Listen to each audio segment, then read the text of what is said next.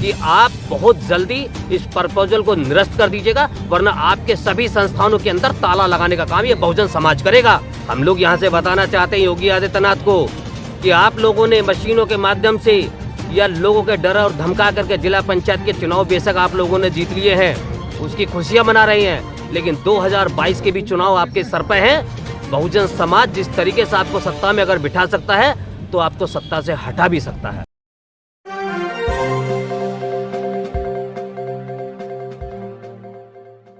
Doctor Ambedkar जन संघर्ष मोर्चा के तत्वाधान में जो ये आंदोलन शुरू तो खैर कई रोज से हो गया था, लेकिन इसकी आज नींव रखी गई है और आज हम लोग यहाँ धरना स्थल पर बैठ गए हैं। तो यहाँ पर बैठे सभी बुद्धिजीवी और आदरणीय सभी बुजुर्गों का मैं कोटि कोटि धन्यवाद करता हूँ, आभार व्यक्त करता हूँ, क्योंकि वो अपना स्नेह और आशीर्वाद देने के लिए हम लोगों के युवाओं के बीच में यहाँ पहुँचे हैं।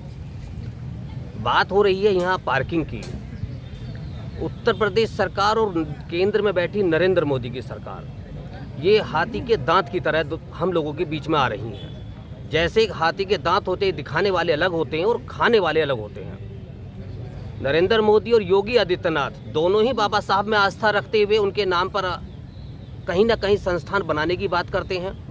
उत्तर प्रदेश में भी उसकी एक आधारशिला रखी गई राष्ट्रपति जी के माध्यम से, और देश के अंदर भी नरेंद्र मोदी जी बार बार आकर के बाबा साहब को नमन करते हैं और उनमें अपनी आस्था जताने का काम करते हैं। लेकिन फिर इनकी जो एक मनोदशा है, जो इनकी व्यवस्था है, वो पूरी तरीके से मनुवाद से ग्रस्त है। और मनुवाद के ही माध्यम से बाबा साहब ने जब संघर्ष किया था तो इन्होंने उनका हर समय उनका विरोध किया था। बाबा साहब ने हमें 3 मंत्र दिए, शिक्षा, संगठन और संघर्ष। आज ज़रूरत है संघर्ष की, क्योंकि ये बात हमारे महापुरुषों के नाम पर बने स्मारकों और पार्कों की है। देश का बहुजन समाज पूरी तरीके से सजग है और संगठित है। देश के इसी समाज ने भीमा कोरेगांव जैसे आंदोलन भी करके दिखाए हैं और देश और दुनिया को 2 अप्रैल भारत बंद जैसे आंदोलन भी करके दिखाए हैं। और उसी दिशा में दिल्ली के अंदर संत शिरोमणि गुरु रविदास महाराज जी के गुरु घर के लिए भी इसी समाज ने हाई कोर्ट, सुप्रीम कोर्ट और केंद्र सरकार के द्वारा जो गुरु घर को ज़बरदस्ती तोड़ करके वहाँ पर अवैध रूप से निर्माण करने का जो इन्होंने एक प्रपोजल रखा था, उसको भी बदलने का काम इसी बहुजन समाज ने किया है। हम लोग सूर्यवंशी लोग हैं। चंद्रगुप्त मौर्य से लेकर के सम्राट अशोक तक हम लोग उनके वंशजों में गिने जाते हैं। उसी में जिसमें सरदार शहीद उधम सिंह ने जन्म लिया, और जब उन्होंने देखा कि बहुजन समाज के ऊपर एक माइकल डायर जैसे व्यक्ति ने नरसंहार करने का काम किया, तो वही कसम खाई कि मैं भी उसे उसी के देश में जाकर के उसी तरीके से मारूंगा जिस तरीके से आज हमारे भाइयों ने आज यहाँ प्राण त्यागे। तो साथियों, मैं बताना चाहता हूँ पूरे देश को, आप लोग आपके चैनल के माध्यम से, गाजियाबाद की सरजमी पर एक आंदोलन का आगाज़ हुआ है। और ये आगाज कोई ऐसा नहीं है, संविधान निर्माता बाबा साहब डॉक्टर भीमराव अंबेडकर साहब के ऐतिहासिक पार्क को अवैध रूप से मल्टी लेवल पार्किंग बनाने का जो प्रस्ताव यहाँ की केंद्र और मोदी की सरकार ने दिया है, इसका विरोध करने के लिए हम सजग हैं। मैं ही नहीं, देश का समस्त बहुजन समाज की ये जिम्मेदारी है।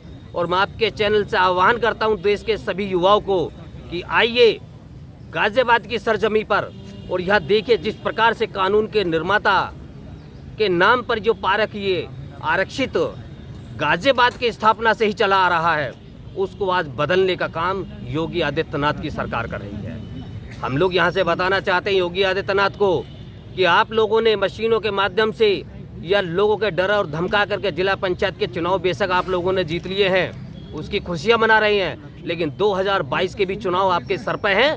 बहुजन समाज जिस तरीके से आपको सत्ता में अगर बिठा सकता है तो आपको सत्ता से हटा भी सकता है, क्योंकि हम यहाँ बहुजन हैं, देश के मूल निवासी हैं। ये देश हमारा है, ये आपका देश नहीं है। तुम आर्य हो, विदेशी हो, और कोई भी विदेशी आकर के इस देश के अंदर किसी भी तरीके से नाजायज़ अपनी सोच हमारे ऊपर थोप नहीं सकता।